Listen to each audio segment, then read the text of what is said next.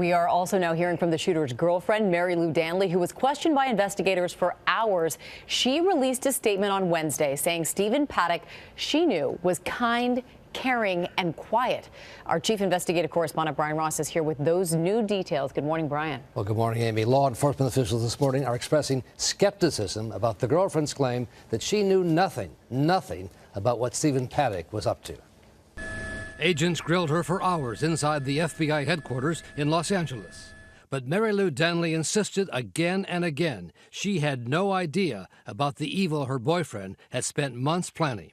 Her lawyer read her statement after the session ended. He never said anything to me or took any action that I was aware of that I understood in any way to be a warning that something horrible like this was going to happen.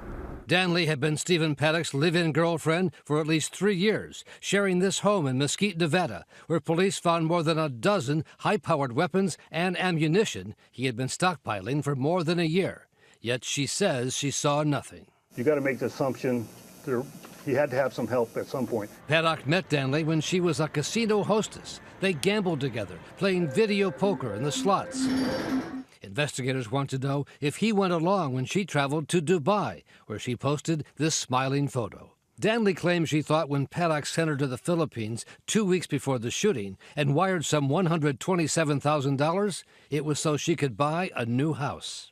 Honestly, I was worried that first, the unexpected trip home and then the money was a way of breaking up with me. I knew Stephen Paddock as a kind, caring, quiet man. I loved him and hoped for a quiet future together with him. Danley spent most of the day with the FBI and at the end of it sticking to her story that, as she told her family, her conscience was clean. Amy. All right, Brian, thank you. And let's bring in our chief legal analyst, Dan Abrams, now for more. And Danley's statement saying that she saw no warning signs that anything was going to happen. Police say she's cooperating. They remain skeptical, though.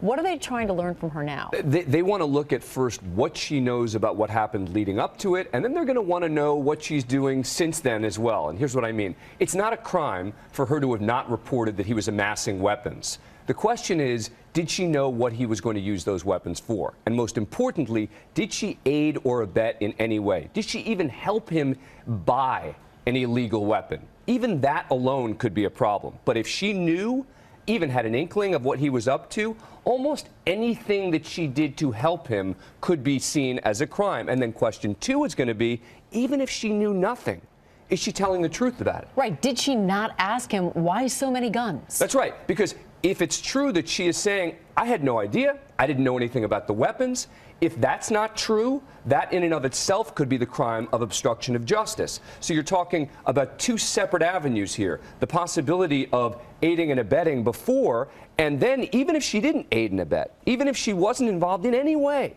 if she's not telling the truth now about everything she knew, that's a separate possible crime. So she would be facing some crimes if officials were able to prove this. How difficult would it be to prove those things? Well, look, this is one of these challenges they've had in other cases, right? The shooter, Omar Mateen, in the Pulse nightclub case. His wife was charged with similar crimes, both for materially assisting, aiding and abetting, and obstruction of justice. These cases aren't that easy, but look, they're going to be able to trace back almost everything that this guy did, every move he made. And if they don't believe that she's telling the truth here, they could have a strong case. All right. Dan Abrams, thanks so much. Anything she lies about now becomes the hook for... Right. She can't lie at all now about anything. Yeah. Dan Abrams, thanks. Hi, everyone. George Stephanopoulos here. Thanks for checking out the ABC News YouTube channel. If you'd like to get more videos, show highlights, and watch live event coverage, click on the right over here to subscribe to our channel. And don't forget to download the ABC News app for breaking news alerts. Thanks for watching.